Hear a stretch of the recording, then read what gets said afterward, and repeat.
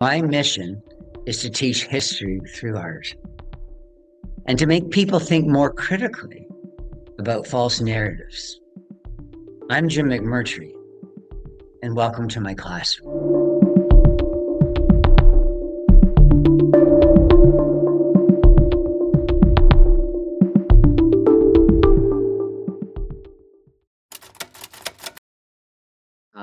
The painting we're looking at today, because the theme is to study history through art, is done by an anonymous artist. So I can't say much about the painting, but it's important to me. It's important to me for a few reasons, and the main thing is that it propagates a myth, and so another false narrative. So if one were to Google smallpox blankets, that one would see that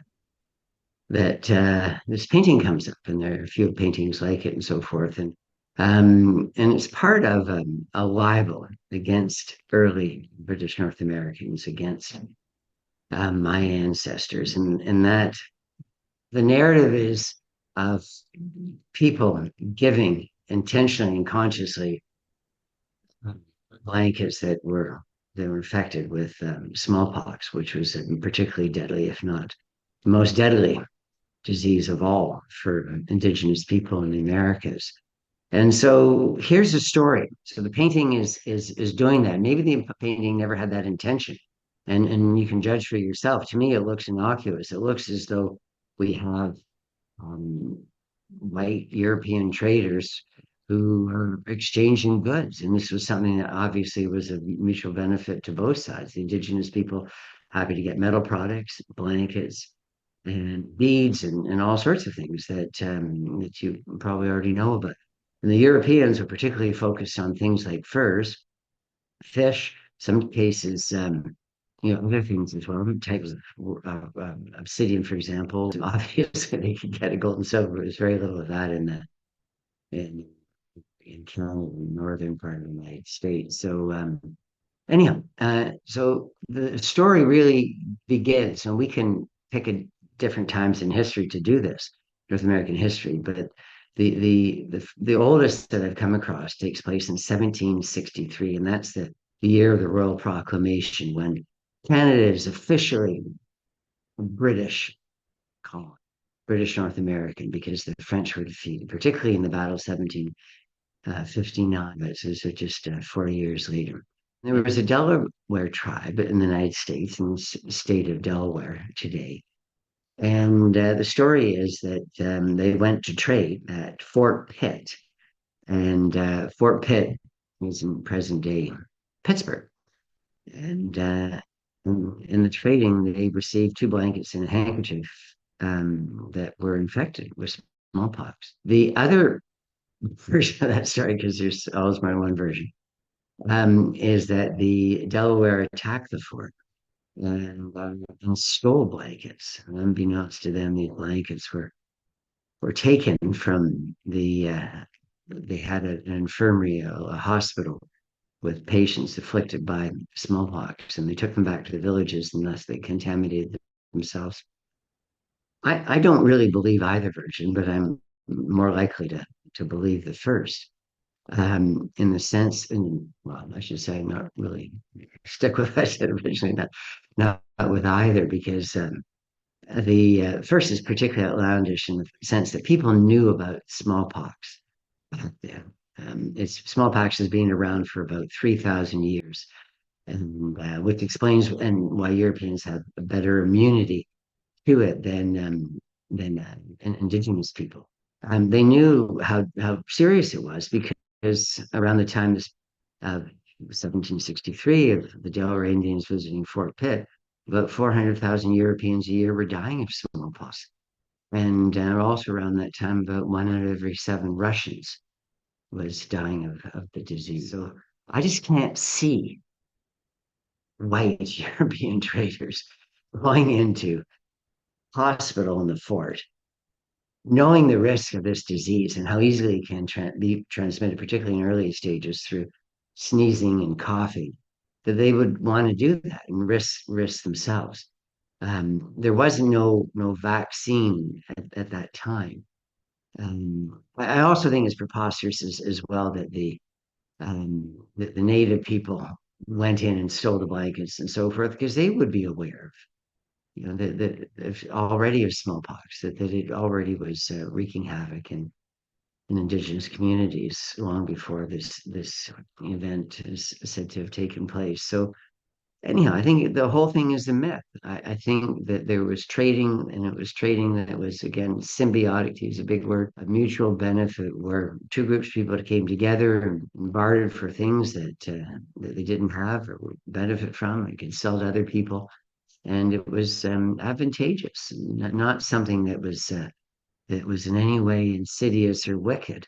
And that's how it's being presented in schools. I even remember the name of the person. They talk about a Canadian general named Jeffrey Amherst, but he was in the U.S. and he was, British, and this idea that, and he apparently wrote a note at one time saying that we're going to give infected blankets. All this is really dubious. So it was started to say that the vaccine wasn't invented in 1796 by a person using giving a small part of a cowpox virus. The person was Edward Jenner.